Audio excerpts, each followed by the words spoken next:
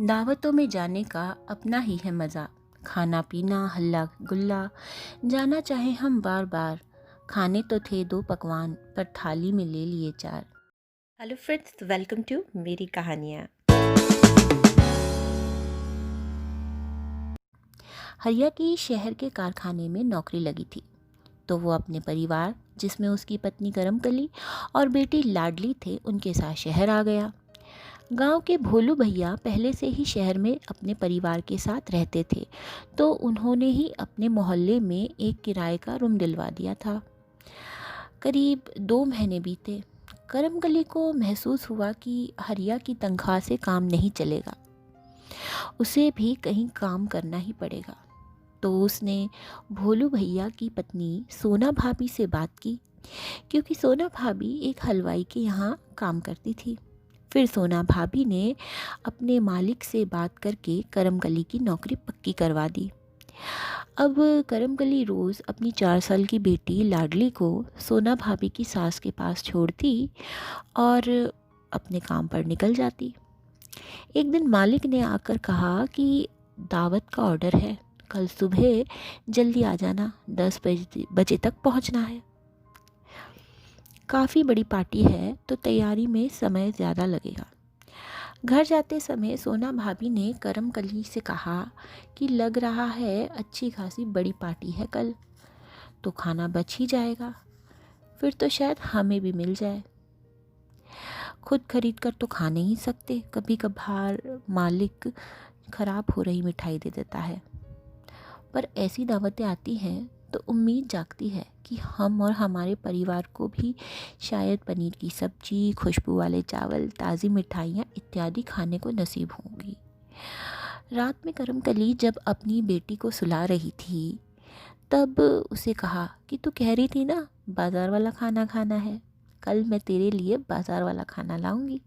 लाडली बहुत खुश हो गई और जल्दी से सो गई। फिर दूसरे दिन करमकली दावत वाली जगह पहुंच गई। खूब सारे पकवान की तैयारी जो करनी थी, 5-6 तो मिठाइयाँ बननी थी वहाँ। चाट पकौड़े, 3-4 तरह की रोटियाँ और सब्जियों की तो मत पूछो, करमकली गिन ही नहीं पाई। और भी बहुत कुछ था पीने के लिए, अलग अलग फ्लेवर की शरबत, चाय, कॉफ़ी सब था। और चाइनीज़ पिज़्ज़ा, बर्गर, पास्ता, इन सब के तो करमकली को नाम भी नहीं पता थे, क्योंकि पहली बार देख रही थी। फिर शाम को पार्टी शुरू हुई। महंगे महंगे कपड़ों में सज संवर कर लोग आने लगे। जहाँ काम करने गई थी ना, उनकी बेटी की सगाई थी। जब तैयारी पूरी हुई तो रसोइया खाना बनाने में लग गए और करमकली के साथ जो 5-6 दूसरी औरतें आई थी, उन्हें मेहमानों की स्टार्टर सर्विंग में लगा दिया गया। करमकली पहली बार इतनी बड़ी दावत देख रही थी, बहुत अच्छा लग रहा था उसे। फिर अचानक उसकी नज़र वहाँ पड़ी जहाँ झूठी प्लेटें रखी थी।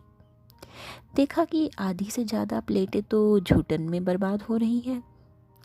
लोग शरबत तो भर भर गिलास ले रहे हैं, पर कोई भी पूरा नहीं पी रहा है। बच्चे तो बच्चे होते हैं, अरे भाई माँ बाप को देखना चाहिए ना, क्योंकि बच्चों ने प्लेट ऐसे भर रखी थी जैसे 2-3 आदमी खाने वाले हैं।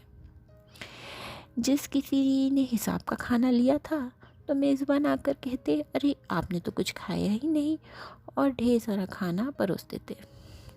ये सब देखकर करमकली ने सोना भाभी से पूछा कि ये सब तो ना हमसे भी ज़्यादा गंवार है, इतनी भी बुद्धि नहीं है कि अन्न को बर्बाद नहीं करना चाहिए। मेरी 4 साल की लाडली को भी पता है कि खाना उतना ही प्लेट में लेना चाहिए जितना ज़रूरत है, जितना खाना हो।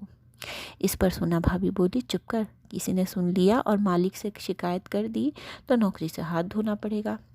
अरे यह तो शहरों के बड़े लोगों का फैशन बन गया है, अगर हमारी तरह पूरी थाली साफ़ कर दी तो जन्मों जन्मों के भुक्कड़ नहीं लगेंगे। और हाँ, ये जो अमीर लोग हैं ना, रोज़ शरबत पीते हैं, जिसे वो जूस बोलते हैं, और यह शहरों का रिवाज है कि थोड़ा गिलास में छोड़ना पड़ता है। बस अब तो ना चुपचाप, दावत पूरी होने वाली है, उसका इंतज़ार कर, हम खाना खाएंगे और जो कुछ बचेगा वो घर ले जाएंगे। जब दावत पूरी हुई तो देखा ज़्यादा खाना नहीं बचा था। अच्छे अच्छे पकवान, मिठाइयाँ उस घर के मालिकों ने रख ली थी, कहा कि जो कोई नहीं आया है उसे कल भिजवा देंगे। थोड़े से चावल और पूड़ियाँ बची थी तो दो चार काम करने वालों को दे दी। करमकली जब घर लौट रही थी तो मन में यही चीज़ सोच रही थी कि खाना लोगों के पेट में कम और जूठन में ज़्यादा चला गया है। अगर 10-15 गिलासों को का जो शरबत है वो इकट्ठा किया जाए तो पूरा एक जग भर जाता, अगर लोग झूठा ना छोड़ते। उस एक जग से किसी गरीब का परिवार पी लेता और पीकर अमीरों को दुआएं देता। करमगली को बस यही चिंता थी कि लाडली को क्या जवाब देगी अगर वो घर कुछ ना लेकर गई। पर जब वो घर पहुंची तो थोड़ी देर हो चुकी थी और लाडली दाल चावल खाकर सो गई थी। फिर करमकली ने अपनी आंखें बंद की और सो गई। आई होप आपको ये कहानी पसंद आई होगी। एक नई कहानी के साथ फिर मिलूँगी, तब तक के लिए अच्छा सोचिए, सच्चा सोचिए। आते रहिए, सुनते रहिए मेरी कहानियाँ। धन्यवाद।